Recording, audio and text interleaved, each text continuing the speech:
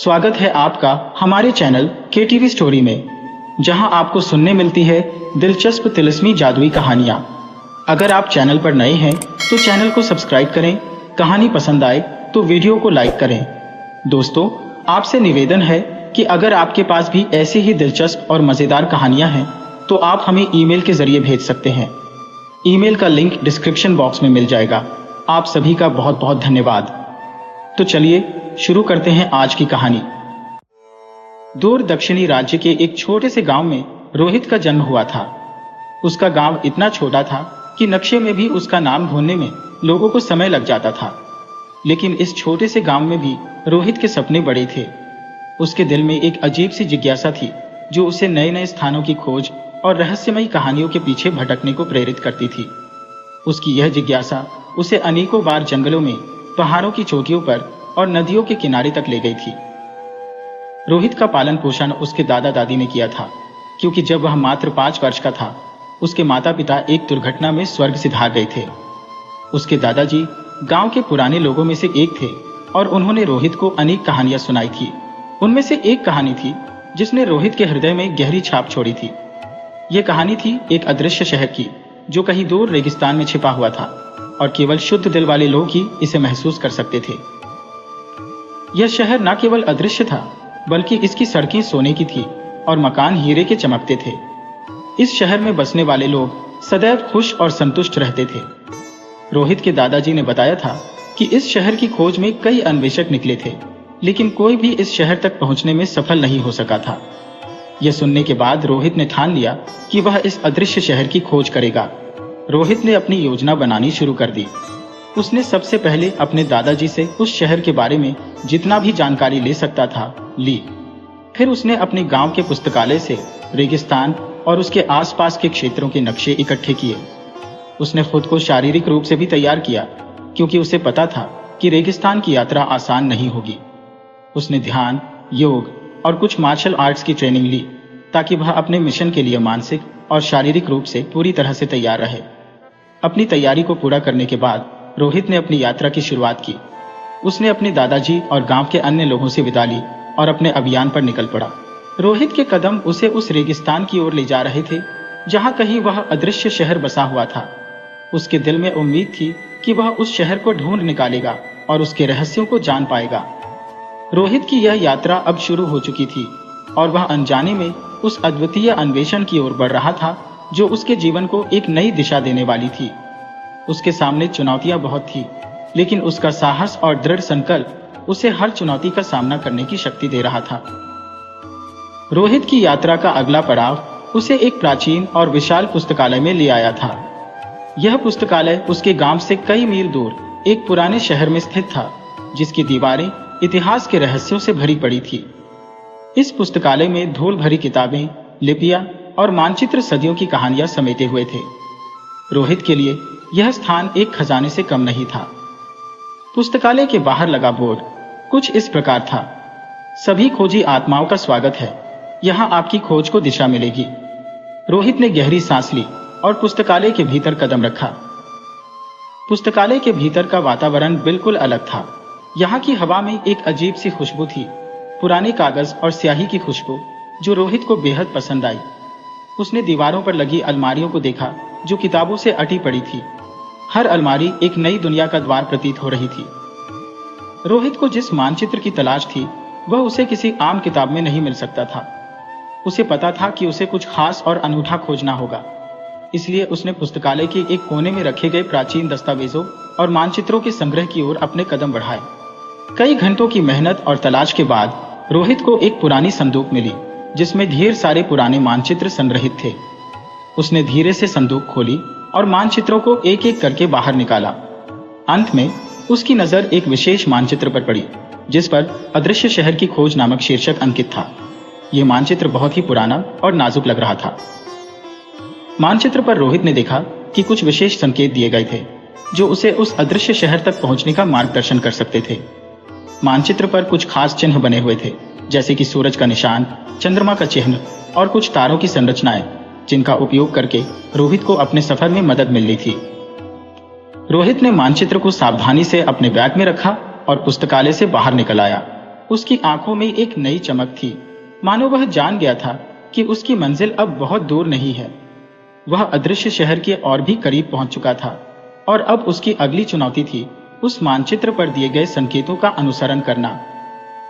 इस प्राचीन मानचित्र के साथ रोहित ने अपने सफर की अगली दिशा तय की और उस रहस्यमयी अदृश्य शहर की ओर अपने कदम बढ़ाए, जहां उसे विश्वास था कि उसे नई उपलब्धियां और गहरे रहस्यों का पता चलेगा।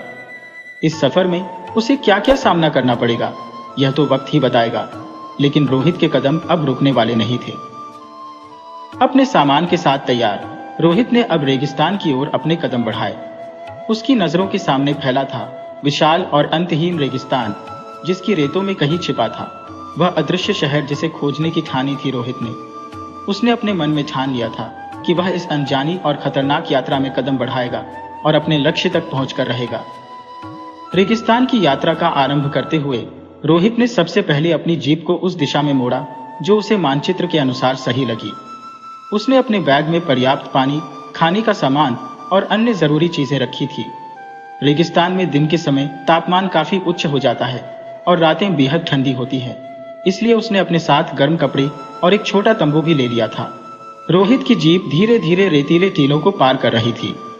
वह बड़े ध्यान से मानचित्र को देखते हुए चल रहा था, क्योंकि रेगिस्तान में दिशाओं का निर्धारण करना कठिन होता है।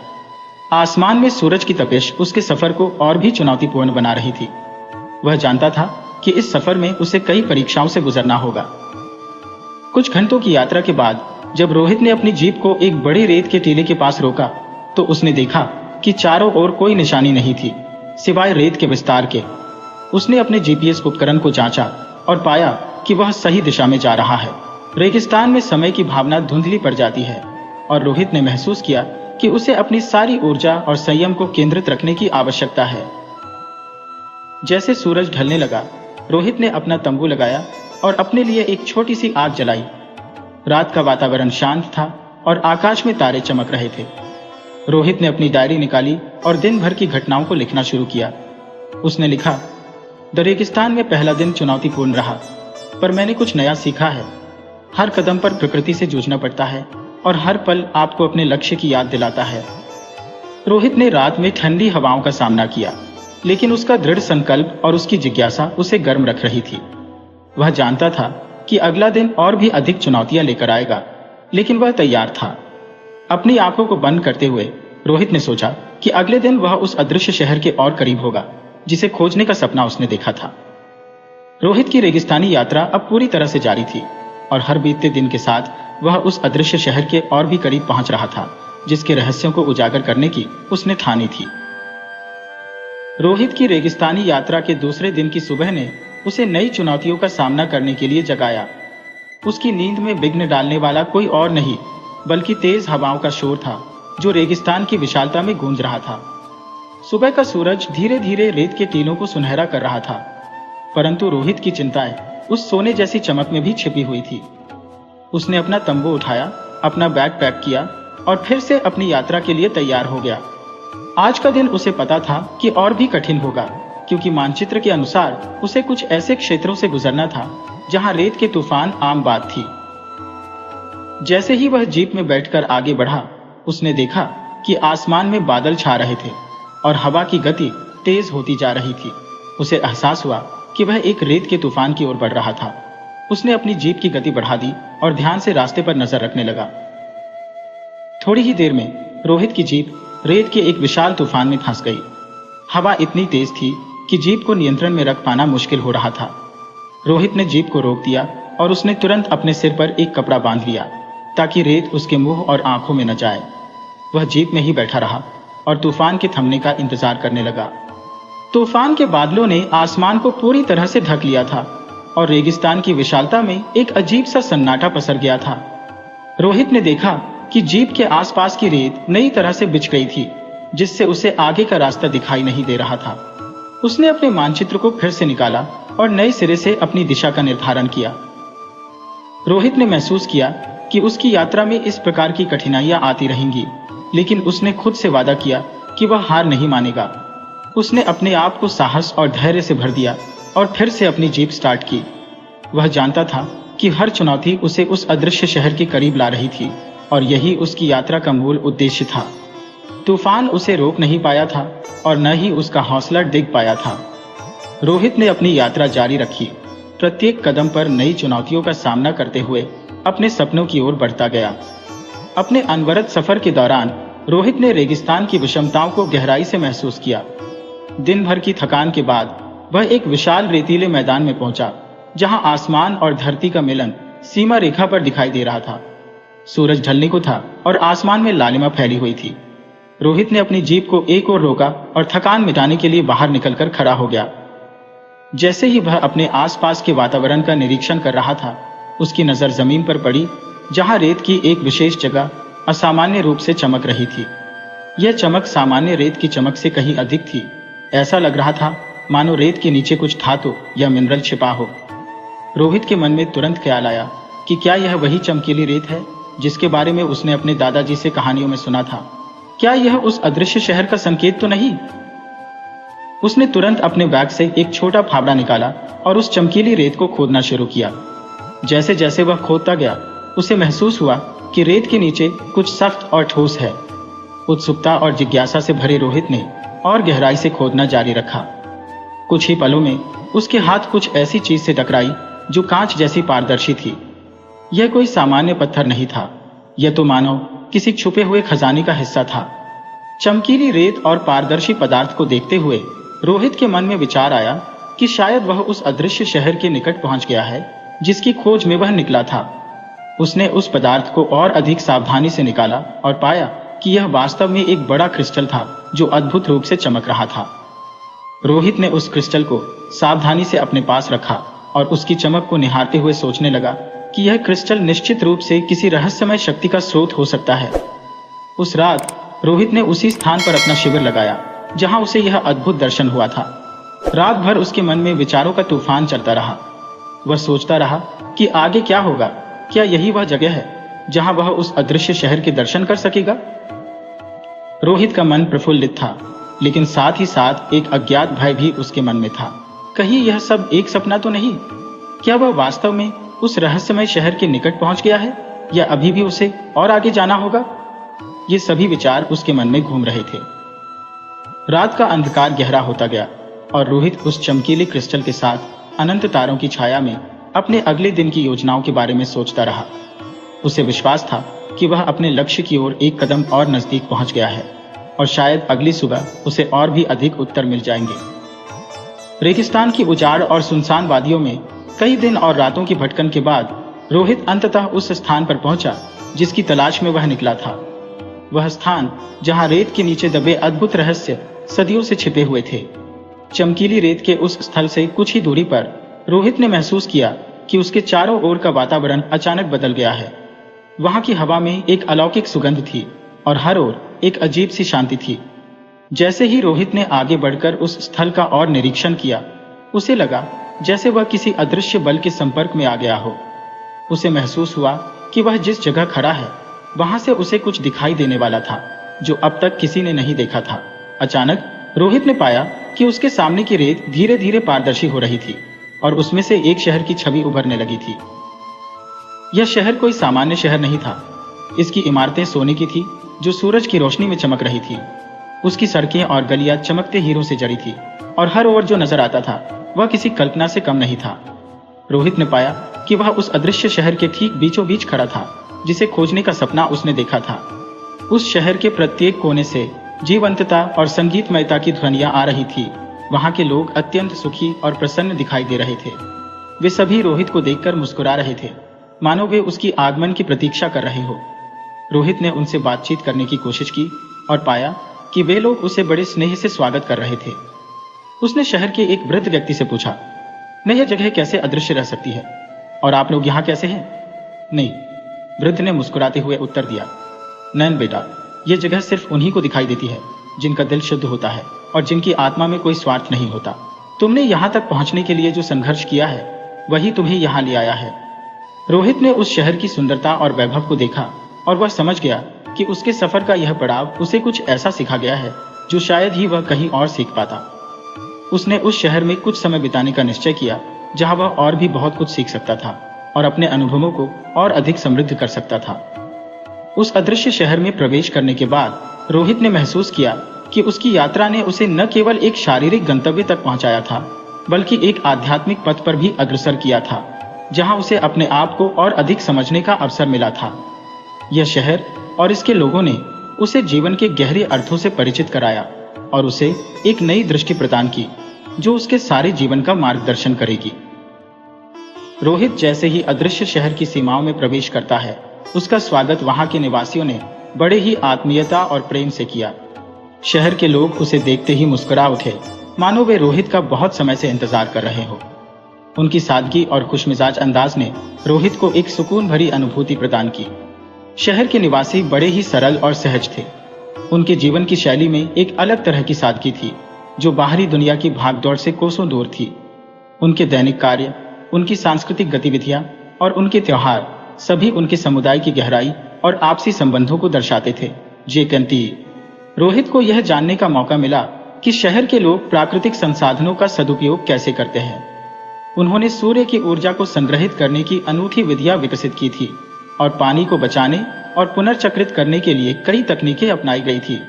यह सब कुछ उनकी जीवन शैली को और भी संतुलित और स्थायी बनाता था। उनका आहार मुख्यतः वनस्पति पर आधारित था, जिसमें उनके अपने बगीचे से उगाई गई ताज़ी सब्जियां और फल शामिल थे।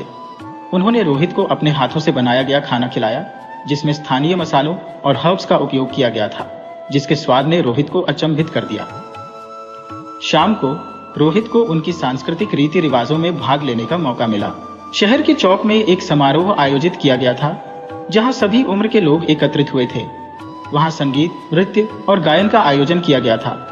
उनका संगीत बहुत ही मधुर और हृदयस्पर्शी था, जिसने रोहित को भाव विभोर कर दिया। नृत्य प्रदर्शन में उनकी अनोखी शैली थी, जिसमें उन्होंने प्रकृति के विभिन्न तत्वों का चित्रण किया था। रोहित ने महसूस किया कि उनके नृत्य में एक प्रकार का ध्यान और गहराई थी, जो दर्शकों को भी उसी अनुभव में ले जाती थी। रोहित के लिए यह सब कुछ बहुत नया और रोमांचक था। उसे एहसास हुआ कि वह जो ढूंढ रहा था, वह सिर्फ एक शहर या एक स्थान नहीं था, बल्कि एक नई दुनिया थी, जिसमें रहने वाले लोगों की संस्कृति और जीवन शैली उसे एक नई दिशा और प्रेरणा दे रही थी। उनके साथ बिताया हर पल रोहित के लिए एक नया सबक था, जिसे वह जीवन भर संजो कर रखना चाहता था। रोहित के लिए अदृश्य शहर में प्रवेश करना और वहां के निवासियों से मिलना अपने आप में एक अनोखा अनुभव था, लेकिन इस अनुभव को और भी गहराई देने का समय आ गया था, जब रोहित ने शहर के ज्ञानीजनों से मिलने का निर्णय लिया। उसने सुना था कि इस शहर में कुछ ऐसे विद्वान थे जो जीवन के गहरे रहस्यों के ज्ञाता माने जाते थे, और रोहित की इच्छा थी कि वह इनसे मिलकर उनके ज्ञान का हिस्सा बन सके। रोहित ने शहर के मध्य में स्थित एक प्राचीन विद्यालय की ओर अपने कदम बढ़ाए, जहां ये विद्वान आमतौर पर चर्चा करते थे। विद्यालय का वातावरण शांत और अध्यात्म से भरा हुआ था, जहां शिक्षा और ज्ञान की गंध मिली जुली थी। विद्यालय के एक बड़े हॉल में प्रवेश करते ही रोहित ने देखा कि कुछ वृद्ध व्यक्ति विभिन्न पुस्तकों के बीच बैठे हुए थे और गहन चर्चा में लीन थे। उनके चेहरे पर गंभीरता और ज्ञान की एक अजीब सी छाप थी, जो रोहित को बहुत प्रभावित कर रही थी। रोहित ने विनम्रता से उन ज्ञानीजनों के पास जाकर उनसे वार्तालाप आरंभ करने की अनुमति मांगी। ज्ञानीजनों ने रोहित का स्वागत किया और उसे अपने बीच बैठने का निमंत्रण दिया। रोहित ने उनसे जीवन के गहरे रहस्यों, अदृश्य शहर के इतिहास और उनके दार्शनिक विचारों के बारे में जानने की कोशिश की। एक वृद्ध विद्वान ने रोहित से कहा, नंद जीवन का मूल उद्देश्य ज्ञान की प्राप्ति और आत्म साक्षात्कार है। हमारा शहर इसी दर्शन पर आधारित है। हम यहाँ पर स्वार्थ और लोभ से दूर रहकर सामूहिक खुशहाली की ओर काम करते हैं। रोहित ने इस बातचीत से बहुत कुछ सीखा। उन्होंने उसे सिखाया कि कैसे हर व्यक्ति के अंदर एक अनंत शक्ति होती है, जिसे जगाने की आवश्यकता है। उन्होंने उसे ध्यान और योग की तकनीकें भी सिखाई, जिससे वह अपने मन और शरीर को और अधिक संतुलित और सशक्त बना सके। इस शिक्षा और आदान प्रदान के सत्र ने रोहित को न केवल ज्ञान की गहराइयों में ले जाने में मदद की, बल्कि उसने उसके जीवन के प्रति नजरिए को भी परिवर्तित कर दिया। अब वह न केवल एक खोजकर्ता था, बल्कि एक विचारक और ज्ञानी भी बन चुका था, जो अपने अनुभवों को वापस लौटकर दुनिया के साथ साझा करने के लिए तैयार था। रोहित की यात्रा अब एक नए चरण में प्रवेश कर चुकी थी। अदृश्य शहर के गहरे रहस्यों और ज्ञान के स्रोतों का अनुभव करने के बाद रोहित के समक्ष एक और महत्वपूर्ण प्रश्न था। यह शहर अदृश्य क्यों है और यहाँ किस प्रकार के लोग रह सकते हैं? उत्तर खोजने की उसकी लगन ने उसे शहर के और भी अधिक गहराई में ले जाने का संकेत दिया।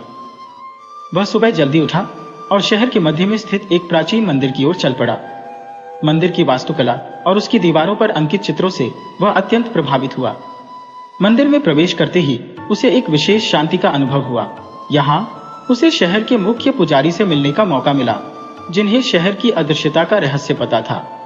पुजारी ने रोहित को बैठने का संकेत किया और धीरे से बोले, न बेटा, यह शहर इसलिए अदृश्य है क्योंकि यह केवल उन्हीं को दिखाई देता है जिनके हृदय और आत्मा शुद्ध हैं।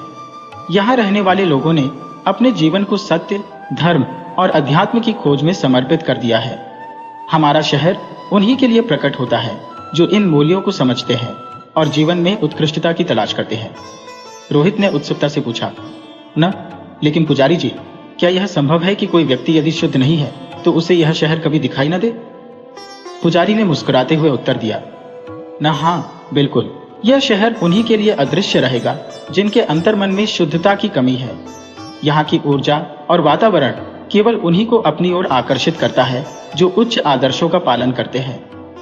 रोहित ने गहराई से सोचा और फिर से पुजारी से पूछा, ना तो क्या मेरा यहाँ आना इस बात का संकेत है कि मेरा मार्ग शुद्ध है? न, पुजारी ने आश्वासन भरे स्वर में कहा, न, हाँ, तुम्हारा यहाँ आना यह दर्शाता है कि तुम्हारी आत्मा में एक उच्च स्तर की शुद्धता और ध्येय है।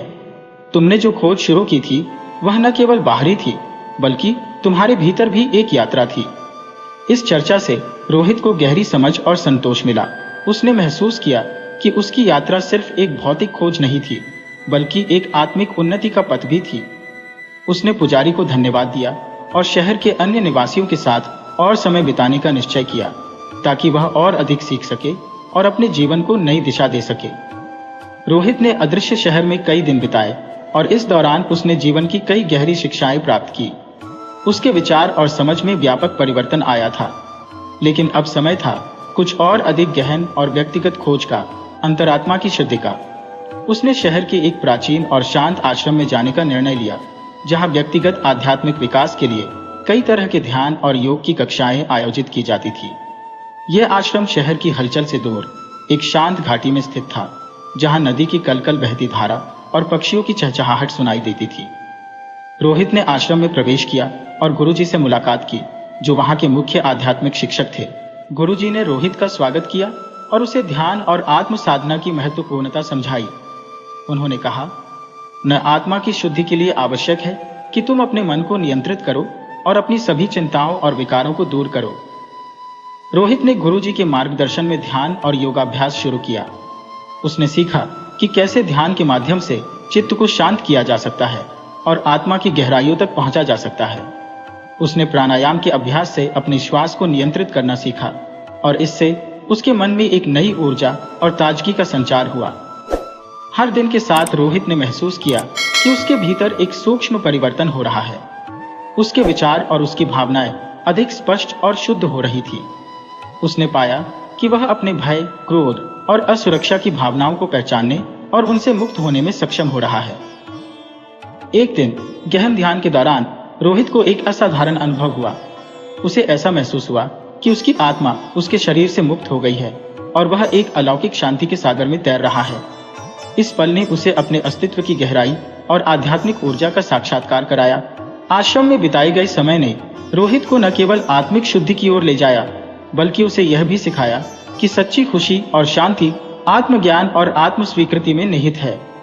वह ज्ञान के इस नए स्तर के साथ अपने जीवन के अगले चरण की ओर अग्रसर हुआ। अब वह पहले से अधिक निर्भीक और निर्मल था। रोहित की यात्रा ने उसे अब तक ज्ञान, आत्मशुद्धि और गहरी समझ की ओर ले जाया था। अदृश्य शहर में बिताए गए समय के दौरान उसने शहर के विभिन्न रहस्यों का अनुभव किया और अब उसकी रुचि शहर की छुपी हुई शक्तियों और उनके प्रभावों को समझने की ओर थी।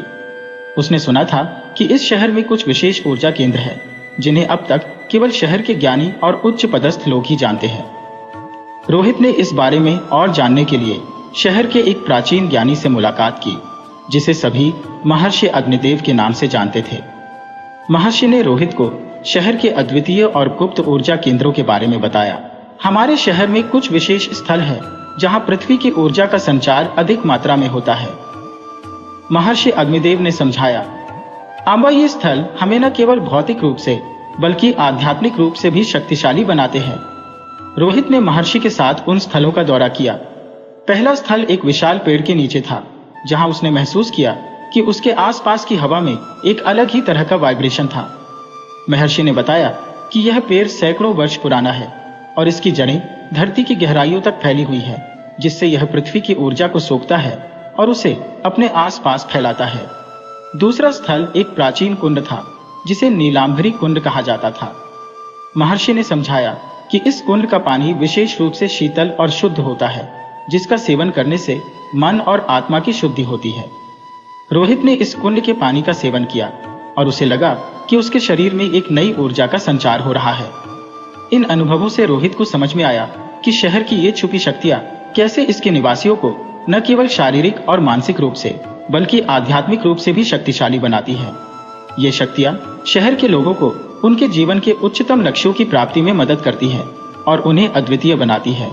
रोहित के लिए यह सब जानना और इन ऊर्जा स्थलों का अनुभव करना उसकी यात्रा का एक महत्वपूर्ण हिस्सा था। उसने महसूस किया कि इन गहराइयों में छिपे हुए रहस्यों को जानने से उसके जीवन में एक नया आयाम जुड़ गया है, जिसे वह अपने साथ लेकर वापस लौटेगा।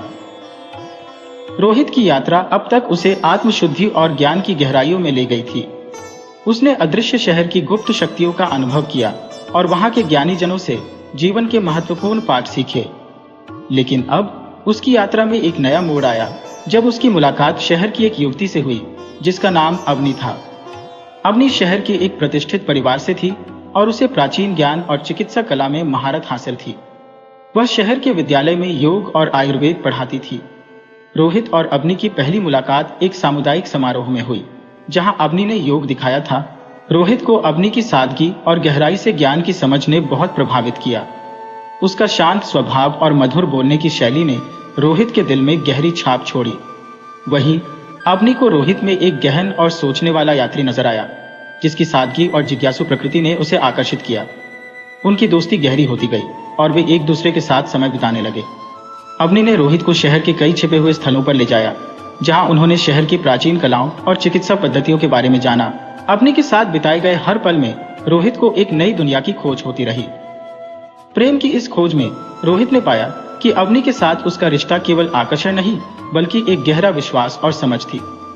अवनी ने उसे सिखाया कि कैसे प्रेम न केवल दो आत्माओं का मिलन है, बल्कि ये एक दूसरे के प्रति गहरी समझ और आदर भी है। एक शाम जब वे दोनों शहर के प्राचीन झील के किनारे बैठे थे, रोहित ने अवनी से अपने दिल की बात कही। उसने अवनी को बताया कि कैसे उसकी प्रेजेंस ने उसके जीवन में एक नई रोशनी भर दी है। अवनी ने भी अपने दिल की बातें रोहित के साथ साझा की और उसे बताया कि उसके आने से उसके जीवन में भी एक नई उम्मीद जगी है। उस रात चांद की मधुर चांदनी में उन दोनों ने अपने प्रेम को स्वीकार किया और एक दूसरे के प्रति गहरा विश्वास और समर्पण व्यक्त किया। उन्होंने जाना कि सच्चा प्रेम जीवन को नई संभावनाओं से भर देता है और यही प्रेम और विश्वास उन्हें जीवन की कठिनाइयों में भी साथ निभाने की शक्ति देता है। अवनी के साथ बिताए हर पल ने रोहित को एक नया पाठ पढ़ाया और उसने सीखा कि जीवन में प्रेम और विश्वास ही वो मूल तत्व है जो हमें और अधिक मानवीय और सच्चे बनाते हैं। यह यात्रा उसके लिए केवल एक खोज नहीं, बल्कि एक गहरे आत्मदर्शन का साधन बन गई थी। रोहित की यात्रा अब उस बिंदु पर आ पहुंची थी जहां उसे एक महत्वपूर्ण निर्णय लेना था। उसे चुनना था कि क्या वह इस अदृश्य शहर में रहेगा जिसने उसे ज्ञान, प्रेम और आध्यात्मिकता की नई दुनिया से परिचित कराया, या फिर वह वापस अपने पुराने जीवन में लौट जाएगा ताकि वह दूसरों के साथ अपने अनुभवों को साझा कर सके। इस निर्णय के क्षणों में रोहित का मन उलझनों से भर गया था। एक ओर उसका दिल था जो अवनी के साथ बिताए हर एक पल को संजो कर रखना चाहता था, वहीं उसका मन उसे याद दिला रहा था कि उसकी अपनी जड़ें और उसकी अपनी पहचान भी है जिसे वह नहीं भूल सकता। उसने इस विषय पर अवनी और महर्षि अग्निदेव के साथ चर्चा की। अवनी ने उसे समझाया, ना रोहित, जहां तुम्हारा दिल और आत्मा खुश रहे वही तुम्हारा घर है। अगर तुम्हें लगता है कि तुम्हारा कार्य यहाँ समाप्त हो गया है और तुम्हें अपने अनुभव और सीख को दुनिया के साथ बांटना है, तो यही तुम्हारी नई यात्रा का आरंभ हो सकता है। महर्षि अग्निदेव ने भी रोहित को आशीर्वाद दिया। तो तुम्हारे प्रयास और तुम्हारी यात्रा ने तुम्हें यहाँ तक लाया है और अब तुम्हें चुनना है कि तुम्हारा अगला कदम क्या होगा। याद रखो, जहां भी जाओ अपने ज्ञान और प्रेम को साझा करो क्योंकि यही वास्तविक योगदान है जो तुम इस दुनिया को दे सकते हो। इन बातों को मनन करते हुए रोहित ने निर्णय लिया कि वह वापस लौटेगा। उसने महसूस किया कि अपने अनुभवों को दुनिया के साथ बांटना और दूसरों की जिंदगियों में प्रेरणा जोड़ना ही उसका असली पथ है। अवनी के साथ उसकी आखिरी मुलाकात बहुत भावुक थी। उन्होंने एक दूसरे को विदाई दी, लेकिन साथ ही यह वादा भी किया कि वे एक दूसरे के दिल में हमेशा रहेंगे, चाहे वे कितनी भी दूर क्यों ना हो। रोहित ने शहर से विदाई ली, लेकिन वह जो कुछ भी सीखा और अनुभव किया वह सब उसके साथ रहा। उसने अपने सफर को नई दिशा दी, वापस उसी दुनिया में जहां से उसकी शुरुआत हुई थी। लेकिन अब वह एक बदले हुए इंसान के रूप में लौट रहा था, जिसके पास दुनिया को देने के लिए बहुत कुछ था। रोहित की घर वापसी उसकी यात्रा का एक भावपूर्ण और चिंतनशील अध्याय था। जिस दिन उसने अदृश्य शहर को विदाई दी, उसका मन विरोधाभासी भावनाओं से भर गया था। एक ओर उसके मन में अपने परिवार और दोस्तों से मिलने की उत्सुकता थी, तो दूसरी ओर अवनी और अदृश्य शहर के अन्य निवासियों से बिछड़ने का दुख भी था। अपनी लंबी यात्रा के बाद जब रोहित अपने घर पहुंचा तो उसका स्वागत अपनों की गर्मजोशी से हुआ। उसके माता पिता, भाई बहन और दोस्तों ने उसे बाहों में भर लिया। घर वापसी के क्षणों में रोहित को वही अपनापन और सुरक्षा की भावना महसूस हुई जिसकी उसे बेहद आवश्यकता थी। पहले कुछ दिन तो वह अपने परिवार के साथ समय बिताने में ही व्यस्त रहा। उसने अपनी माँ के हाथों का बना खाना खाया, अपने पिता के साथ लंबी बातचीत की और अपने भाई बहनों के साथ पुरानी यादें ताज़ा की। लेकिन उसके मन में जो ज्ञान और अनुभव भरा था वह उसे साझा करने के लिए बेचैन था। कुछ दिनों के बाद रोहित ने एक सामुदायिक हॉल में एक सभा का आयोजन किया, जहां उसने अपने यात्रा के अनुभवों को साझा किया। उसने बताया कि कैसे उसने एक अदृश्य शहर का पता लगाया, वहां के अनोखे निवासियों से मुलाकात की और कैसे उसने आत्मज्ञान और आत्मशुद्धि की यात्रा की। उसने अवनी के बारे में भी बताया, जिसने उसके दिल को छुआ था और जिससे उसने प्रेम सीखा था। रोहित की कहानियां सुनकर सभी लोग अद्भुत रूप से प्रभावित हुए। उन्होंने उसकी बातों में जीवन के नए आयाम और गहराई को महसूस किया। रोहित की बातों से उन्हें प्रेरणा मिली और वे अपने जीवन में भी इन शिक्षाओं को उतारने का प्रयास करने लगे। इस घर वापसी और सभा के बाद रोहित को एहसास हुआ कि उसकी यात्रा का मकसद सिर्फ खुद को ढूंढना नहीं, बल्कि दूसरों को भी उनकी खोज में मदद करना था। उसने अपने घर और अपनी जड़ों को नई दृष्टि से देखा और महसूस किया कि अपने अनुभवों को साझा करने से उसकी यात्रा का सच्चा अर्थ सामने आया। अब रोहित अपने जीवन को नए सिरे से जीने के लिए तैयार था, एक ऐसे जीवन को जिसमें उसके अनुभव और ज्ञान का उपयोग दूसरों की भलाई और प्रेरणा के लिए किया जा सकता था। उसने अपने दिल में एक नई उम्मीद और एक नई ऊर्जा महसूस की, जो उसे आगे बढ़ने के लिए प्रेरित कर रही थी। रोहित की यात्रा, जो कभी एक व्यक्तिगत खोज के रूप में शुरू हुई थी, अब उसने एक वैश्विक मिशन का रूप ले लिया था। अदृश्य शहर में बिताए गए समय ने उसे न केवल आत्मज्ञान प्रदान किया था, बल्कि उसे यह भी सिखाया था कि सच्चा ज्ञान तब तक अधूरा रहता है जब तक उसे दूसरों के साथ साझा नहीं किया जाता। इसी प्रेरणा के साथ रोहित ने ठान लिया कि वह दुनिया भर में इस अदृश्य शहर की कहानी और वहां से प्राप्त ज्ञान को फैलाएगा। रोहित ने अपनी यात्रा की योजना बनाई, जिसमें वह विश्व के विभिन्न हिस्सों में जाकर व्याख्यान देना, सेमिनार आयोजित करना और संगोष्ठियों में भाग लेना शामिल था। उसका उद्देश्य था कि वह अदृश्य शहर के ज्ञान को एक महत्वपूर्ण संसाधन के रूप में साझा करे, जो विश्व के सभी लोगों को अपने जीवन में बेहतरी लाने के लिए प्रेरित कर सके। उसकी पहली मंजिल थी यूरोप, जहां उसने कई विश्वविद्यालयों में अपने अनुभवों को साझा किया। उसने अपने संबोधन में बताया कि कैसे अदृश्य शहर में उसने व्यक्तिगत और आध्यात्मिक विकास का अनुभव किया। उसने उन्हें शहर के जीवन, उसके निवासियों के दर्शन और उनकी जीवन शैली के बारे में बताया। इसके बाद रोहित एशिया की यात्रा पर निकला, जहां उसने भारत, चीन और जापान में अपनी कहानियां साझा की। इन देशों में उसने आध्यात्मिकता और धर्म के साथ गहरा जुड़ाव पाया। उसने पाया कि लोग उसके अनुभवों से गहराई से प्रभावित हुए और उन्हें अपने जीवन में इन सिद्धांतों को उतारने की प्रेरणा मिली। अमेरिका और दक्षिण अमेरिका की यात्रा दौरान रोहित ने आधुनिकता और पारंपरिक ज्ञान के मेल को बढ़ावा दिया। वहां उसने तकनीकी संस्थानों और सामाजिक संगठनों के साथ काम किया, जहां उसने योग, ध्यान और प्राचीन ज्ञान के अभ्यास को आधुनिक जीवन शैली में एकीकृत करने के तरीके सुझाए। इस प्रकार रोहित की यह अनंत यात्रा जारी रही, जहां उसने विश्व के कोने कोने में अदृश्य शहर की गूढ़ शिक्षाओं को फैलाया। उसके प्रयासों से न केवल उसके अपने जीवन में परिवर्तन आया, बल्कि उसने दूसरों के जीवन में भी आशा और प्रेरणा की नई किरण जगाई। रोहित का मानना था कि प्रत्येक व्यक्ति के अंदर एक अदृश्य शहर होता है जिसे पहचानने और उसके साथ जुड़ने की जरूरत होती है, और यही उसकी यात्राओं का सबसे बड़ा संदेश था।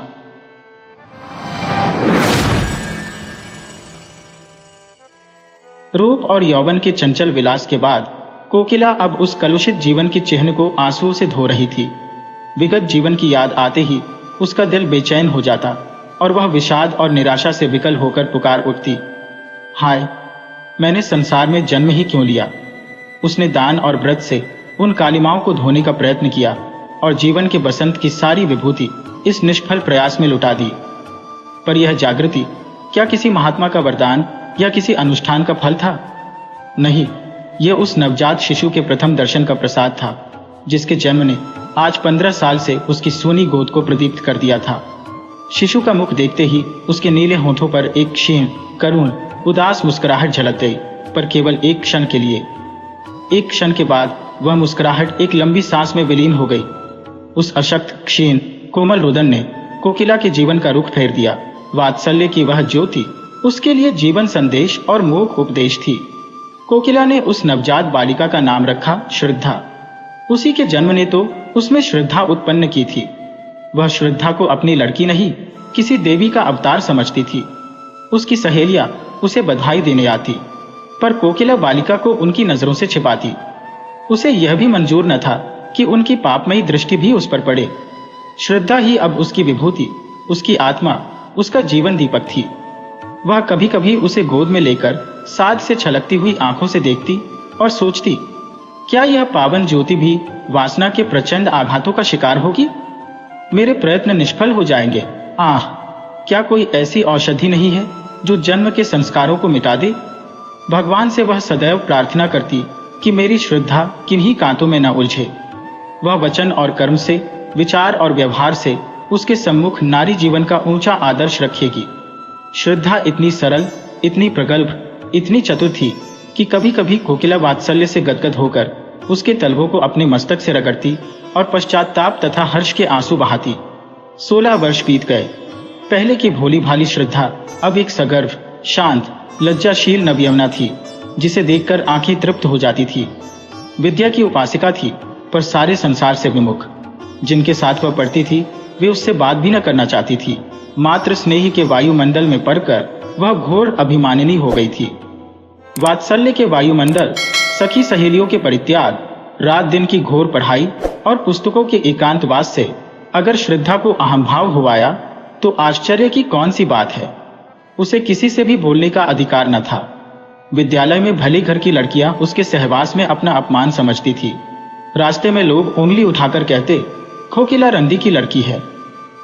उसका सिर झुक जाता, कपोल क्षण भर के लिए लाल होकर दूसरे ही क्षण फिर छूने की तरह सफेद हो जाते। श्रद्धा को एकांत से प्रेम था। विवाह को ईश्वरीय कोप समझती थी। यदि कोकिला ने कभी उसकी बात चला दी तो उसके माथे पर बल पड़ जाते। चमकते हुए लाल चेहरे पर कालिमा छा जाती, आंखों से झरझर आंसू बहने लगते। कोकिला चुप हो जाती। दोनों के जीवन आदर्शों में विरोध था। कोकिला समाज के देवता की पुजारिन, श्रद्धा को समाज से, ईश्वर से और मनुष्य से घृणा। यदि संसार में उसे कोई वस्तु प्यारी थी तो वह थी उसकी पुस्तकें। श्रद्धा उन्हीं विद्वानों के संसर्ग में अपना जीवन व्यतीत करती, जहां ऊंच नीच का भेद नहीं, जाति पाति का स्थान नहीं, सबकी अधिकार समान है। श्रद्धा की पूर्ण प्रकृति का परिचय महाकवि रहीम के एक दोहे के पद से मिल जाता है, प्रेम सहित मरिबो भलो, जो विष दे बुलाए। अगर कोई सप्रेम बुलाकर उसे विष दे देता तो वह नत जानो हो अपने मस्तक से लगा लेती, किंतु अनादर से दिए हुए अमृत की भी उसकी नजरों में कोई हकीकत न थी। एक दिन कोकिला ने आंखों में आंसू भरकर श्रद्धा से कहा, क्यों मन्नी, सच बताना, तुझे यह लज्जा तो लगती ही होगी कि मैं क्यों इसकी बेटी हुई। यदि तू किसी ऊंचे कुल में पैदा हुई होती तो क्या तब भी तेरे दिल में ऐसे विचार आते? तू मन ही मन मुझे जरूर कोसती होगी। श्रद्धा माँ का मुंह देखने लगी। माता से इतनी श्रद्धा कभी उसके दिल में पैदा नहीं हुई थी। कांपते हुए स्वर में बोली, अम्मा जी, आप मुझसे ऐसा प्रश्न क्यों करती हैं? क्या मैंने कभी आपका अपमान किया है? कोकिला ने गदगद होकर कहा, नहीं बेटी, उस परम दयालु भगवान से यही प्रार्थना है कि तुम्हारी जैसी सुशील लड़की सबको दे। पर कभी कभी यह विचार आता है कि तू अवश्य ही मेरी बेटी होकर पछताती होगी। श्रद्धा ने धीर कंठ से कहा, अम्मा, आपकी यह भावना निर्मूल है। मैं आपसे सच कहती हूँ, मुझे जितनी श्रद्धा और भक्ति आपके प्रति है, उतनी किसी के प्रति नहीं। आपकी बेटी कहलाना मेरे लिए लज्जा की बात नहीं, रव की बात है। मनुष्य परिस्थितियों का दास होता है। आप जिस वायुमंडल में पली, उसका असर तो पड़ना ही था, किंतु पाप के दलदल में फेनस कर फिर निकल आना अवश्य गौरव की बात है। बहाव की ओर से नाव खेले जाना तो बहुत सरल है, किंतु जो नाविक बहाव के प्रतिकूल खेले जाता है, वही सच्चा नाविक है।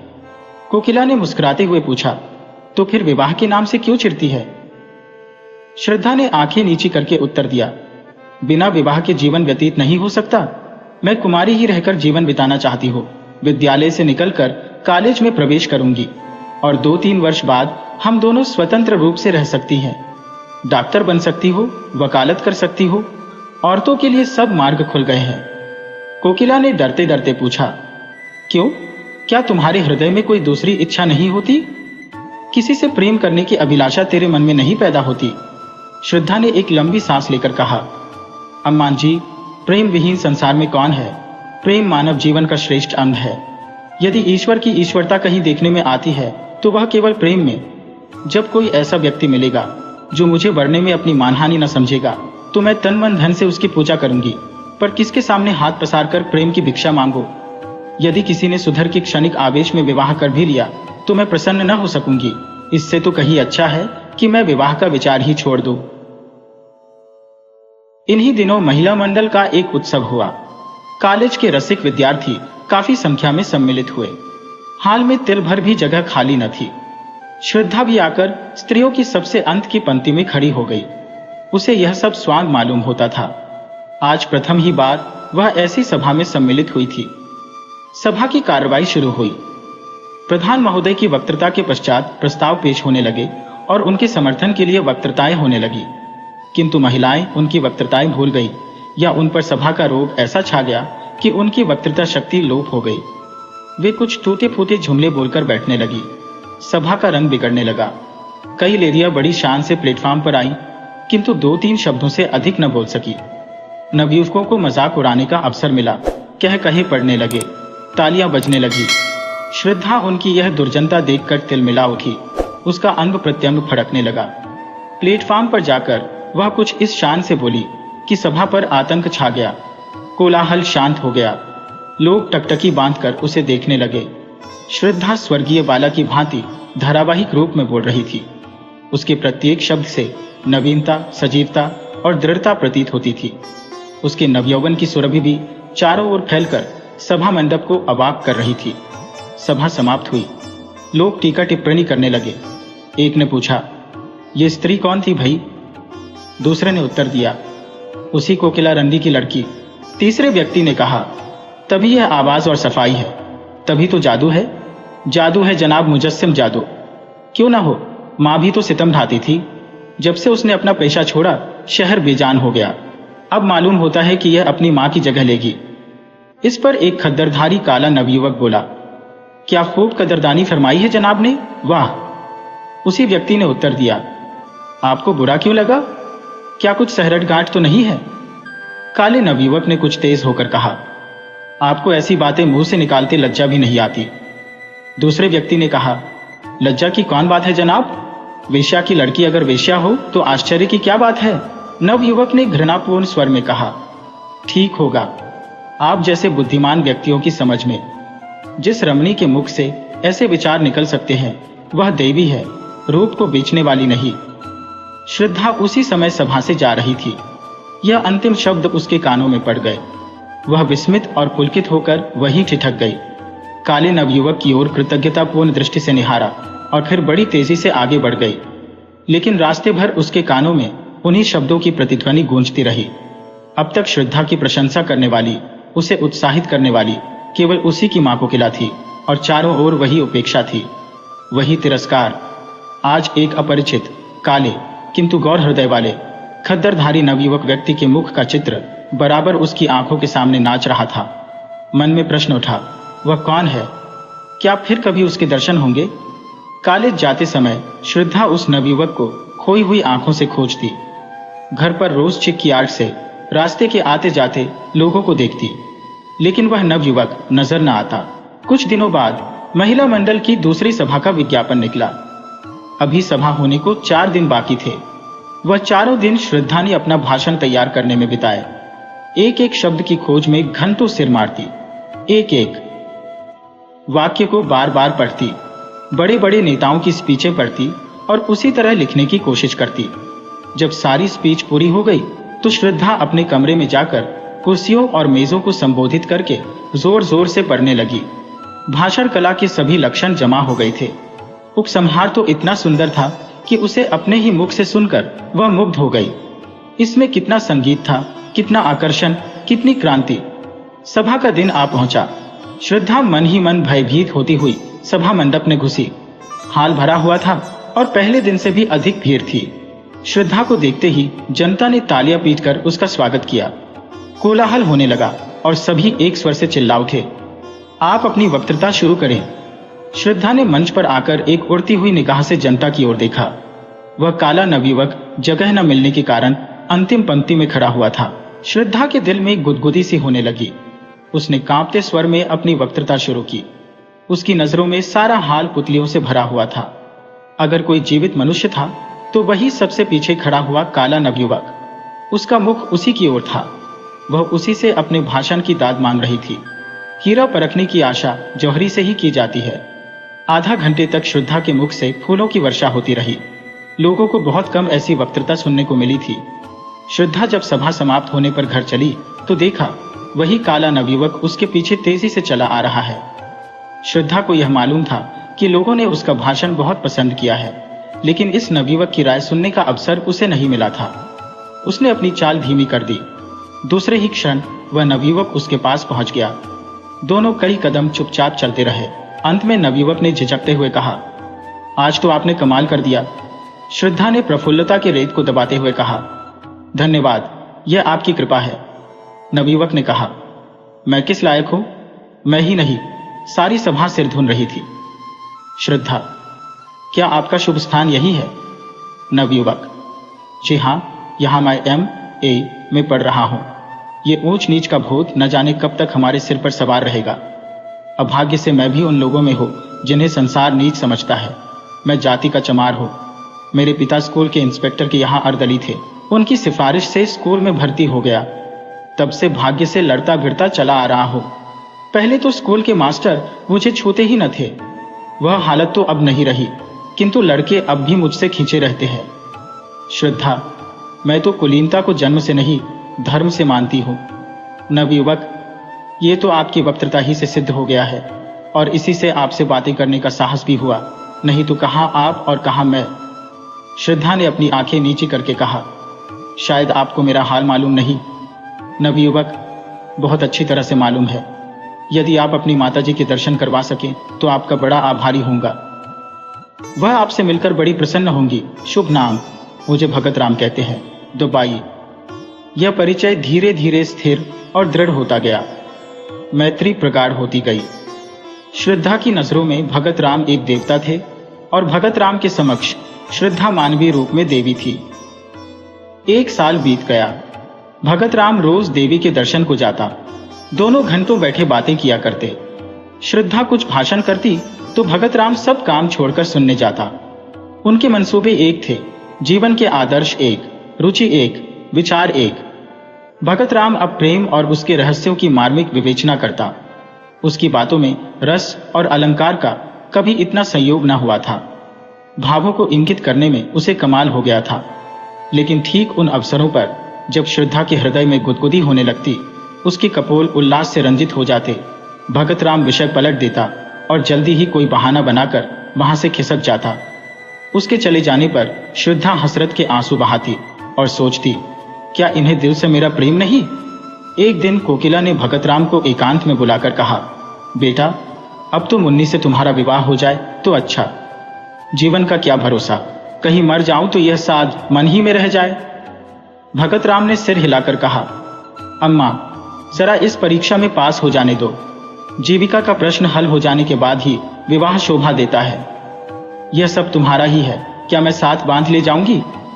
यह आपकी कृपा है अम्मान जी, पर इतना निर्लज्ज न बनाइए।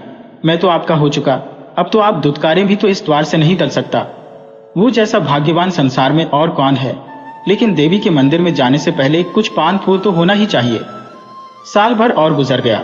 भगत राम ने MA की उपाधि ली और अपने ही विद्यालय में अर्थशास्त्र का अध्यापक हो गया। उस दिन कोकिला ने खूब दान पुण्य किया। जब भगत राम ने आकर उसके पैरों पर सिर झुकाया तो उसने उसे छाती से लगा लिया। उसे विश्वास था कि आज भगत राम विवाह के प्रश्न को जरूर छेड़ेगा। श्रद्धा प्रतीक्षा की मूर्ति बनी हुई थी। उसका एक एक अंग मानो 100 तार होकर प्रतिध्वनित हो रहा था। दिल पर एक नशा छाया हुआ था। पांव जमीन पर न पड़ते थे। भगत राम को देखते ही मां से बोली, अम्मा, अब हमको एक हल्की सी मोटर ले दीजिएगा। कोकिला ने मुस्कुराकर कहा, हल्की सी क्यों, भारी सी ले लेना। पहले कोई अच्छा सा मकान तो ठीक कर लो। श्रद्धा भगत राम को अपने कमरे में बुला ले गई। दोनों बैठकर नए मकान की सजावट के मंसूबे बांधने लगे। पर्दे, फर्श, तस्वीरें, सबकी व्यवस्था की गई। श्रद्धा ने कहा, रुपये भी अम्मा जी से ले लेंगे। भगत राम बोला, उनसे रुपये लेते मुझे शर्म आएगी। श्रद्धा ने मुस्कुराकर कहा, आखिर मेरे दहेज के रुपये तो देंगी। दोनों घंटे भर बातें करते रहे, मगर वह मार्मिक शब्द जिसे सुनने के लिए श्रद्धा का मन आतुर हो रहा था, आज भी भगत राम के मुंह से न निकला और वह विदा हो गया। उसके जाने पर कोकिला ने डरते डरते पूछा, आज क्या बातें हुई? श्रद्धा ने उसका आशय समझकर कहा, अगर मैं ऐसी भारी हो रही हूं तो कुएं में क्यों नहीं डाल देती। यह कहते कहते उसके धैर्य की दीवार टूट गई। वह आवेश और वह वेदना जो भीतर ही भीतर अब तक टीस रही थी, निकल पड़ी। वह फूट फूट कर रोने लगी। कोकिला ने झुंझलाकर कहा, जब कुछ बातचीत ही नहीं करना है तो रोज आते ही क्यों है? कोई ऐसा घराना भी तो नहीं है और न ऐसे धन्ना सेठ ही है। श्रद्धा ने आंखें पोंछकर कहा, अम्मा जी, मेरे सामने उन्हें कुछ न कहिए। उनके दिल में जो कुछ है वह मैं जानती हूँ। वह मुंह से चाहे कुछ न कहे मगर दिल से कह चुके, और मैं चाहे कानों से कुछ न सुनूं पर दिल से सब कुछ सुन चुकी। कोकिला ने श्रद्धा से कुछ भी न कहा, लेकिन दूसरे दिन भगत राम से बोली, अब किस विचार में हो बेटा? भगत राम ने सिर खुजलाते हुए कहा, अम्मा जी, मैं तो हाजिर हूं, लेकिन घर वाले किसी तरह राजी नहीं होते। जरा फुर्सत मिले तो घर जाकर राजी कर लो। माँ बाप को नाराज करना भी तो अच्छा नहीं। कोकिला कुछ जवाब न दे सकी। भगत राम के माँ बाप शहर से दूर रहते थे। यही एक उनका लड़का था। उनकी सारी उमंगें उसी के विवाह पर अवलंबित थी।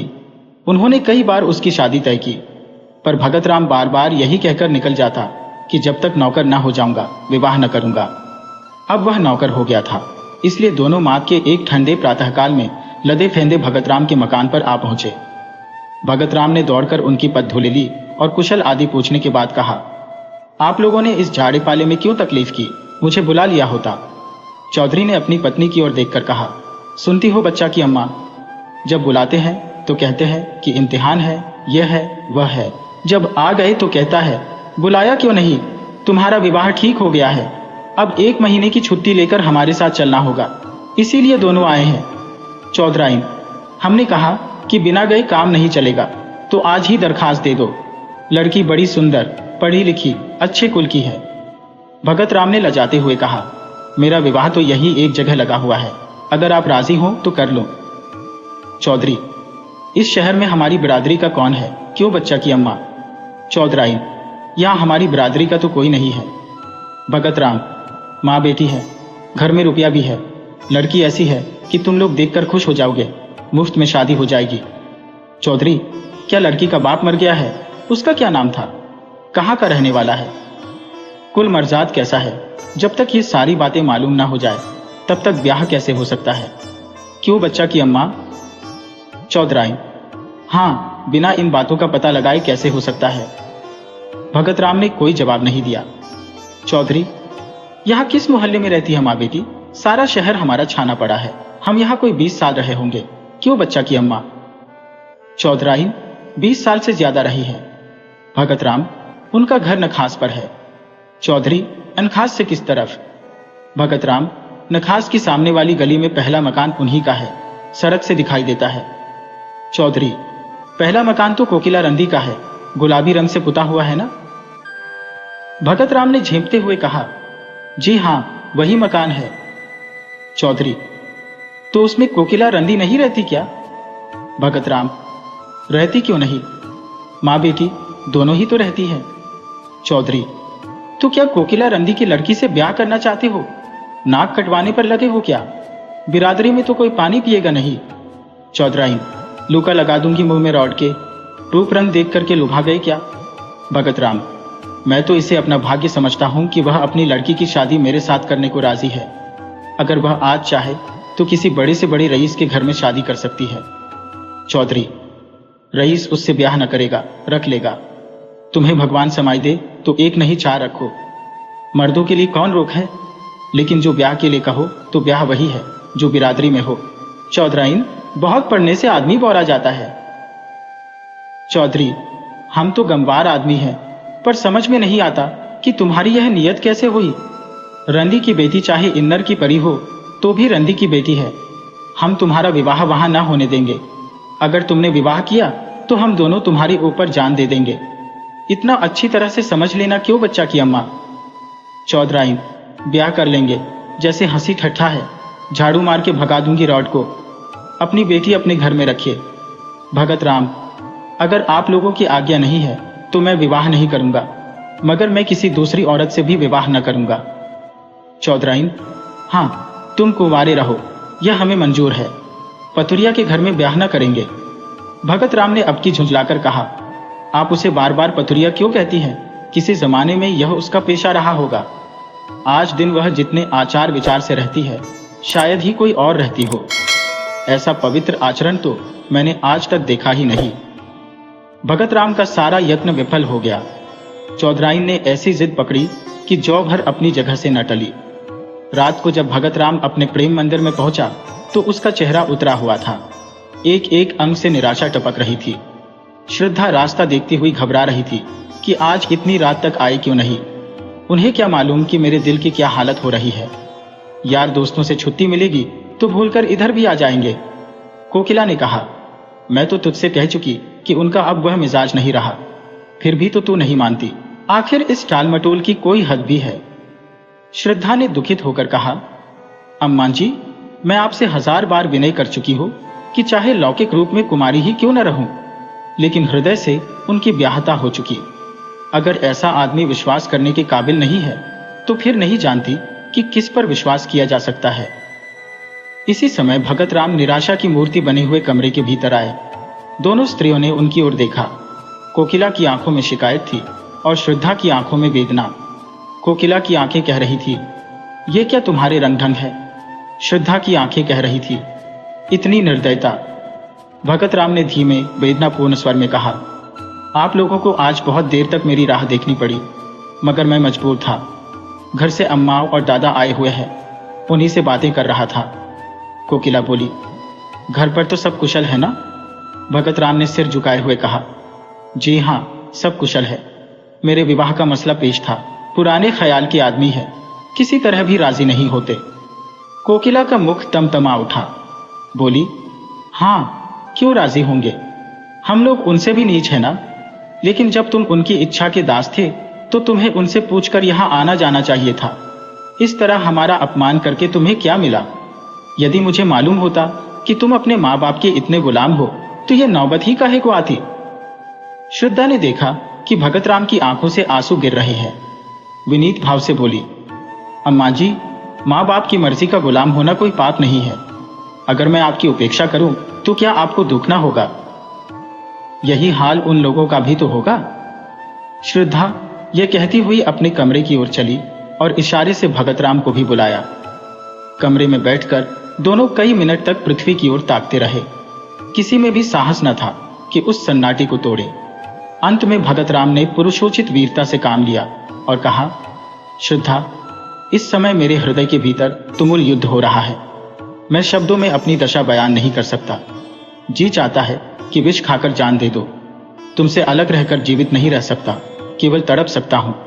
मैंने न जाने उनकी कितनी खुशामद की, कितना रोया, कितना गिड़गिड़ाया, लेकिन दोनों अपनी बातों पर अड़े रहे। बार बार यही कहते रहे कि अगर यह ब्याह होगा तो हम दोनों तुम पर अपनी जान दे देंगे। उन्हें मेरी मौत मंजूर है, लेकिन तुम मेरे हृदय की रानी बनो, यह मंजूर नहीं। श्रद्धा ने सांत्वना देते हुए कहा, प्यारे, मुझसे उनका घृणा करना उचित है, पढ़े लिखे आदमियों में ही ऐसे कितने निकलेंगे, इसमें उनका कोई दोष नहीं। मैं सवेरे उनके दर्शन करने जाऊंगी, शायद मुझे देखकर उनका दिल पिघल जाए। मैं हर तरह से उनकी सेवा करूंगी, उनकी धोतियां धोऊंगी, उनके पैर दावा करूंगी। मैं वह सब करूंगी जो उनकी मनचाही बहू करती। इसमें लज्जा की कौन सी बात। उनके तलवे सहलाऊंगी, भजन गाकर सुनाऊंगी। मुझे बहुत से देहाती गीत आते हैं। अम्मा जी के सिर के सफेद बाल चुनूंगी। मैं दया नहीं चाहती, मैं तो प्रेम की चेरी हूं। तुम्हारे लिए मैं सब कुछ करूंगी, सब कुछ।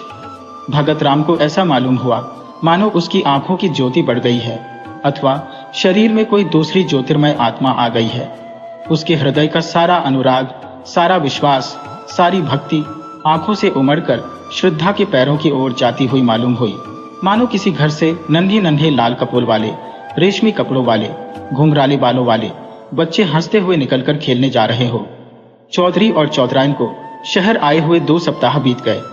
वे रोज जाने के लिए कमर कसते, लेकिन फिर रह जाते। श्रद्धा उन्हें जाने न देती। सवेरे जब उनकी आंखें खुलती तो श्रद्धा उनके स्नान के लिए पानी तपाती हुई होती। चौधरी को अपना हुक्का भरा हुआ मिलता। वे लोग ज्यों ही नहाकर उठते, श्रद्धा उनकी धोती छाटने लगती। दोनों उसकी सेवा और अविरत परिश्रम देखकर दंग रह जाते। ऐसी सुंदर, ऐसी मधुभाषिणी, ऐसी हंसमुख और चतुर रमणी चौधरी ने इंस्पेक्टर साहब के घर में भी न देखी थी। चौधरी को वह देवी मालूम होती और चौधराइन को लक्ष्मी। दोनों श्रद्धा की सेवा और टहल व प्रेम पर आश्चर्य करते थे, किंतु तो भी कलंक और बिरादरी का प्रश्न उनके मुंह पर मुहर लगाए हुए था। 15वें दिन जब श्रद्धा 10 बजे रात को अपने घर चली गई तो चौधरी ने चौधराइन से कहा, लड़की तो साक्षात लक्ष्मी है। चौधराइन जी, जब मेरी धोती छाटने लगती है तो मैं मारे लाज के कट जाती हूँ। हमारी तरह तो इसकी लौंडी होगी। चौधरी, फिर क्या सलाह देती हो? अपनी बिरादरी में तो ऐसी सुघर लड़की मिलने की नहीं। चौधराइन, राम का नाम लेकर ब्याह करो, बहुत होगा, रोटी पड़ जाएगी। 5 पीसी में तो रोटी होती है, कौन 56 टके लगते हैं। पहले हमें शंका होती थी कि पतुरिया की लड़की न जाने कैसी हो कैसी ना हो, पर अब सारी शंका मिट गई। चौधरी, जब बातें करती है तो मालूम होता है मुंह से फूल झड़ते हैं। चौधराइन, मैं तो उसकी मां को बखानती हो जिसकी कोख में ऐसी लक्ष्मी जन्मी। चौधरी, कल चलो, कोकिला से मिलकर सब ठीक ठाक कर आए। चौधराइन, मुझे तो उसके घर जाते शर्म लगती है। वह रानी बनी बैठी होगी, मैं तो उसकी लौंडी मालूम होंगी। चौधरी, तो फिर पाउडर मंगाकर मुंह में पोत लो, गौरी हो जाओगी। इंस्पेक्टर साहब की मेम भी तो रोज पाउडर लगाती थी। रंग तो सांवला था, पर जब पाउडर लगा लेती तो मुंह चमकने लगता था। चौधराइन, हुसी करोगे तो गाली दूंगी। हाँ, काली चमड़ी पर कोई रंग चढ़ता है, जो पाउडर चढ़ जाएगा तुम तो सचमुच उसके चौकीदार से लगोगे। चौधरी, तो कल मुंह अंधेरे चल दे। अगर कहीं श्रद्धा आ गई तो फिर गला न छोड़ेगी। बच्चा से कह देंगे कि पंडित से सायत मिति सब ठीक कर लो। फिर हंसकर कहा, उन्हें तो आप ही जल्दी होगी। चौधराइन भी पुराने दिन याद करके मुस्कुराने लगी। चौधरी और चौधराइन का मत पाकर कोकिला विवाह का आयोजन करने लगी। कपड़े बनवाए जाने लगे, बर्तनों की दुकानें छानी जाने लगी और गहनों के लिए सुनार के पास आदर जाने लगे। लेकिन न मालूम क्यों भगत राम के मुख पर प्रसन्नता का चिन्ह तक न था। श्रद्धा के यहाँ नित्य की भांति जाता, किंतु उदास, कुछ भूला हुआ सा बैठा रहता था। घंटों आत्मविस्मृति की अवस्था में शून्य दृष्टि से आकाश अथवा पृथ्वी की ओर देखा करता। श्रद्धा उसे अपने कीमती कपड़े और जड़ाऊ गहने दिखलाती। उसके अंग प्रत्यंग से आशाओं की स्फूर्ति छलकी पड़ती थी। इस नशे में वह भगत राम की आंखों में छिपे हुए आंसुओं को न देख पाती थी। इधर चौधरी भी तैयारियां कर रहे थे। बार बार शहर आते और विवाह के सामान मोल ले जाते। भगत राम के स्वतंत्र विचार वाले मित्र उसके भाग्य पर ईर्ष्या करते थे। अप्सरा जैसी सुंदर स्त्री, कारुओं के खजाने जैसी दौलत, दोनों साथ ही किसे मयस्सर होते हैं, किंतु वह जो मित्रों की ईर्ष्या, कोकिला की प्रसन्नता, श्रद्धा की मनोकामना और चौधरी और चौधराइन के आनंद का कारण था, छिप छिप कर रोता था। अपने जीवन से दुखी था। चिराग तले अंधेरा छाया हुआ था। इस छिपे हुए तूफान की किसी को भी खबर न थी जो उसके हृदय में हाहाकार मचा रहा था। जो जो विवाह का दिन समीप आता था, भगत राम की बनावटी उमंग भी ठंडी पड़ती जाती थी। जब 4 दिन रह गए तो उसे हल्का सा ज्वर आ गया। वह श्रद्धा के घर भी न जा सका। चौधरी और चौधराइन तथा अन्य बिरादरी के लोग भी आ पहुंचे थे। किंतु सब के सब विवाह की धुन में इतने मस्त थे कि किसी का भी ध्यान उसकी ओर न गया। दूसरे दिन भी वह घर से न निकल सका। श्रद्धा ने समझा कि विवाह की रीतियों से छुट्टी न मिली होगी। तीसरे दिन चौधराइन भगतराम को बुलाने गई तो देखा कि वह सहमी हुई विस्फारित आंखों से कमरे के एक कोने की ओर देखता हुआ दोनों हाथ सामने किए पीछे हट रहा है, मानो अपने को किसी के वार से बचा रहा हो। चौधराइन ने घबराकर पूछा, बच्चा कैसा जी है? पीछे इस तरह क्यों चले जा रहे हो? यहां तो कोई नहीं है। भगतराम के मुख पर पागलों जैसी अचेतना थी, आंखों में भय छाया हुआ था। भीत स्वर में बोला, नहीं अम्मान जी, देखो वह श्रद्धा चली आ रही है। देखो उसके दोनों हाथों में 2 काली नागिनें हैं। वह मुझे उन नागिनों से डसवाना चाहती है। अरे अम्मा! वह नजदीक आ गई। श्रद्धा, श्रद्धा, तुम मेरी जान की क्यों बैरन हो गई? क्या मेरे असीम प्रेम का यही परिणाम है?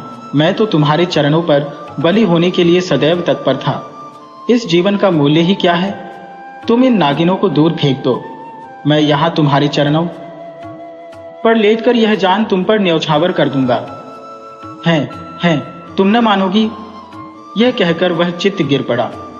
चौधराइन ने लपक कर चौधरी को बुलाया। दोनों ने भगतराम को उठाकर चारपाई पर लिटा दिया। चौधरी का ध्यान किसी आसेब की ओर गया। वह तुरंत ही लौंग और राख लेकर आसेब उतारने का आयोजन करने लगे। स्वयं मंत्र तंत्र में निपुण थे। भगतराम का सारा शरीर ठंडा था, किंतु सिर तवे की तरह तप रहा था। रात को भगतराम कई बार चौंक कर उठा। चौधरी ने हर बार मंत्रा फूंक कर अपने ख्याल से आसेब को भगाया। चौधराइन ने कहा, कोई डॉक्टर क्यों नहीं बुलाते? शायद दवा से कुछ फायदा हो। कल ब्याह और आज ये हार। चौधरी ने निशंक भाव से कहा, डॉक्टर आकर क्या करेगा? वही पीपल वाले बाबा तो हैं। दवा दारू करना उनसे और रार बढ़ाना है। रात जाने दो, सवेरा होते ही 1 बकरा और 1 बोतल दारू उनकी भेंट की जाएगी। बस, और कुछ करने की जरूरत नहीं। डॉक्टर बीमारी की दवा करता है कि हवा बयार की? बीमारी उन्हें कोई नहीं है। कुल के बाहर ब्याह करने ही से देवता लोग रूठ गए हैं। सवेरे चौधरी ने 1 बकरा मंगाया। स्त्रियां गाती बजाती हुई देवी के चौथरे की ओर चली। जब लोग लौट कर आए तो देखा कि भगतराम की हालत खराब है। उसकी नाड़ी धीरे धीरे बंद हो रही थी। मुख पर मृत्यु विभीषिका की छाप थी। उसके दोनों नेत्रों से आंसू बहकर गालों पर ढुलक रहे थे, मानो अपूर्ण इच्छा का अंतिम संदेश निर्दय संसार को सुना रहे हो। जीवन का कितना वेदनापूर्ण दृश्य था। अहरसू की 2 बूंदें। अब चौधरी घबराए। तुरंत ही कोकिला को खबर दी। एक आदमी डॉक्टर के पास भेजा। डॉक्टर के आने में तो देर थी, वह भगतराम के मित्रों में से थे, किंतु कोकिला और श्रद्धा आदमी के साथ ही आ पहुंची। श्रद्धा भगतराम के सामने आकर खड़ी हो गई। आंखों से आंसू बहने लगे। थोड़ी देर में भगतराम ने आंखें खोली और श्रद्धा की ओर देखकर बोले, तुम आ गई हो श्रद्धा। मैं तुम्हारी राह देख रहा था। यह अंतिम प्यार लो। आज ही सब आगा पीछा का अंत हो जाएगा, जो आज से 3 वर्ष पूर्व आरंभ हुआ था। इन 3 वर्षों में मुझे जो आत्मिक यंत्रणा मिली है, हृदय ही जानता है। तुम वफा की देवी हो, लेकिन मुझे रह रहकर यह भ्रम होता था, क्या तुम खून के असर का नाश कर सकती हो? क्या तुम एक ही बार में अपनी परंपरा की नीति छोड़ सकोगी? क्या तुम जन्म के प्राकृतिक नियमों को तोड़ सकोगी? इन भ्रमपूर्ण विचारों के लिए शोक न करना। मैं तुम्हारे योग्य न था, किसी प्रकार भी और कभी भी तुम्हारे जैसा महान हृदय न बन सका। हाँ, इस भ्रम के वश में पड़कर संसार से मैं अपनी इच्छाएं बिना पूर्ण किए ही जा रहा हूँ। तुम्हारी अगाध, निष्कपट, निर्मल प्रेम की स्मृति सदैव ही मेरे साथ रहेगी। किंतु हाय अफसोस। कहते कहते भगतराम की आंखें फिर बंद हो गईं।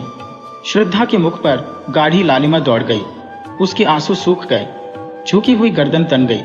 माथे पर बल पड़ गए। आंखों में आत्म अभिमान की झलक आ गई। वह क्षण भर वहां खड़ी रही और दूसरे ही क्षण नीचे आकर अपनी गाड़ी में बैठ गई। कोकिला उसके पीछे पीछे दौड़ी हुई आई और बोली, बेटी, ये क्रोध करने का अवसर नहीं है। लोग अपने दिल में क्या कहेंगे? उनकी दशा बराबर बिगड़ती ही जाती है। तुम्हारे रहने से बुन्नों को ढारस बंधा रहेगा। दशा से सवार दाई। श्रद्धा ने कुछ उत्तर न दिया। कोचवान से कहा, घर चलो। कहकर कोकिला भी गाड़ी में बैठ गई। असह्य शीत पड़ रहा था। आकाश में काले बादल छाए हुए थे। शीतल वायु चल रही थी। माघ के अंतिम दिवस थे। वृक्ष, पेड़ पौधों भी शीत से अकड़े हुए थे। दिन के 8 बज गए थे। अभी तक लोग रजाई के भीतर मुंह लपेटे हुए थे, लेकिन श्रद्धा का शरीर पसीने से भीगा हुआ था। ऐसा मालूम होता था कि सूर्य की सारी उष्णता उसके शरीर की रगों में घुस गई है। उसके होंठ सूख गए थे, प्यास से नहीं, आंतरिक धाधकती हुई अग्नि की लपटों से। उसका एक एक अंग उस अग्नि की भीषण आंच से जला जा रहा था। उसके मुख से बार बार जलती हुई गर्म सांस निकल रही थी, मानो किसी चूल्ही की लपट हो। घर पहुंचते पहुंचते उसका फूल सा मुख मलिन हो गया, होंठ पीले पड़ गए, जैसे किसी काले सांप ने डस लिया हो। कोकिला बार बार अश्रुपूर्ण नेत्रों से उसकी ओर ताकती थी, पर क्या कहे और क्या कहकर समझाए। घर पहुंचकर श्रद्धा अपने ऊपर के कमरे की ओर चली, किंतु उसमें इतनी शक्ति न थी कि सीढ़ियां चढ़ सके। रस्सी को मजबूती से पकड़ती हुई किसी तरह अपने कमरे में पहुंची। हाय, आधा ही घंटे पूर्व यहाँ की एक एक वस्तु पर प्रसन्नता, आह्लाद, आशाओं की छाप लगी हुई थी, पर अब सब की सब सिर धुनती हुए मालूम होती थी। बड़े बड़े संदूकों में जोड़े सजाए हुए रखे थे। उन्हें देखकर श्रद्धा के हृदय में होक उठी और वह गिर पड़ी, जैसे विहार करता हुआ और कुलाचें भरता हुआ हिरन तीर लग जाने से गिर पड़ता है। अचानक उसकी दृष्टि उस चित्र पर जा पड़ी जो आज 3 वर्ष से उसके जीवन का आधार हो रही थी। उस चित्र को उसने कितनी बार चूमा था, कितनी बार गले लगाया था, कितनी बार हृदय से चिपका लिया था। वे सारी बातें एक एक करके याद आ रही थी, लेकिन उनके याद करने का भी अधिकार उसे न था। हृदय के भीतर एक दर्द उठा जो पहले से कहीं अधिक प्राणांतकारी था, जो पहले से अधिक तूफान के समान भयंकर था। हाय, उस मरने वाले के दिल को उसने कितनी यंत्रणा पहुंचाई। भगत राम के अविश्वास का यह जवाब, यह प्रत्युत्तर कितना रोमांचकारी और हृदय विदारक था। हाय, वह कैसे ऐसी निठुर हो गई। उसका प्यारा उसकी नजरों के सामने दम तोड़ रहा था। उसके लिए, उसकी सांत्वना के लिए एक शब्द भी मुंह से न निकला। यही तो खून का असर है, इसके अतिरिक्त और हो ही क्या सकता था। आज पहली बार श्रद्धा को कोकिला की बेटी होने का पछतावा हुआ। वह इतनी स्वार्थरत, इतनी हृदयहीन है, आज ही उसे मालूम हुआ। वह त्याग, वह सेवा, वह उच्चादर्श जिस पर उसे घमंड था, ढहकर श्रद्धा के सामने गिर पड़ा। वह अपनी ही दृष्टि में अपने को हेय समझने लगी। उस स्वर्गीय प्रेम का ऐसा नैराश्यपूर्ण उत्तर वेश्या की पुत्री के अतिरिक्त और कौन दे सकता है। श्रद्धा उसी समय कमरे से बाहर निकलकर वायुवेग से सीढ़ियां उतरती हुई नीचे पहुंची और भगत राम के मकान की ओर दौड़ी। वह आखिरी बार उससे गले मिलना चाहती थी, अंतिम बार उसके दर्शन करना चाहती थी। वह अनंत प्रेम के कठिन बंधनों को निभाएगी और अंतिम श्वास तक उसी की ही बनकर रहेगी। रास्ते में कोई सवारी न मिली। श्रद्धा थकी जा रही थी, सिर से पांव तक पसीने से नहाई हुई थी। न मालूम कितनी बार वह ठोकर खाकर गिरी और फिर उठकर दौड़ने लगी। उसके घुटनों से रक्त निकल रहा था, साड़ी कई जगह से फट गई थी, मगर उस वक्त अपने तन बदन की सुध तक न थी। उसका एक एक रुआं सहर कंठ हो होकर ईश्वर से प्रार्थना कर रहा था कि उस प्रातःकाल के दीपक की लौ थोड़ी देर और बची रहे।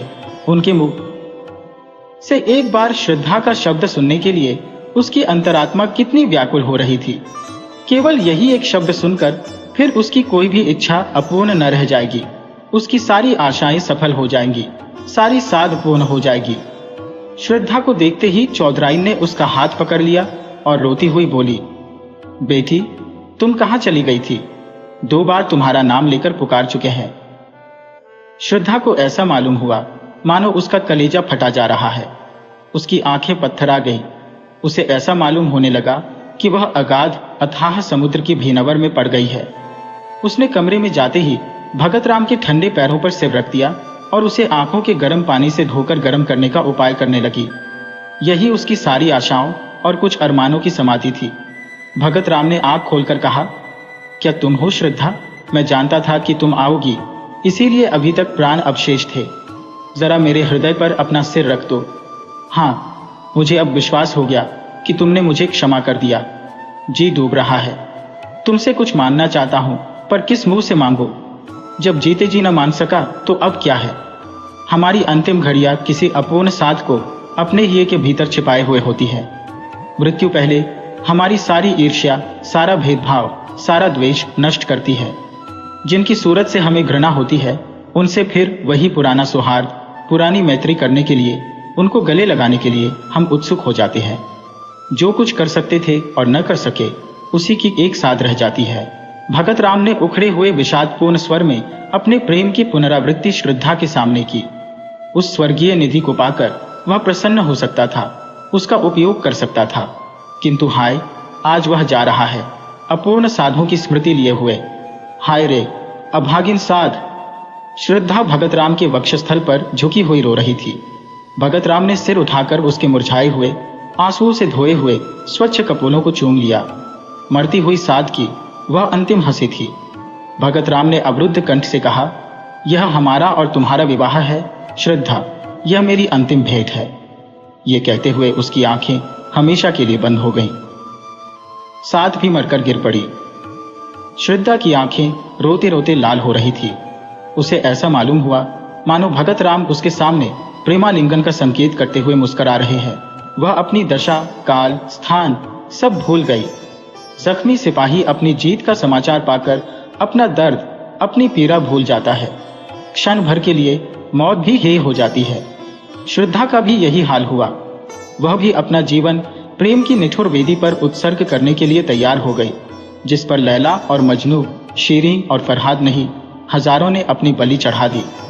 उसने चुंबन का उत्तर देते हुए कहा, प्यारे, मैं तुम्हारी हूं और सदा तुम्हारी ही रहूंगी।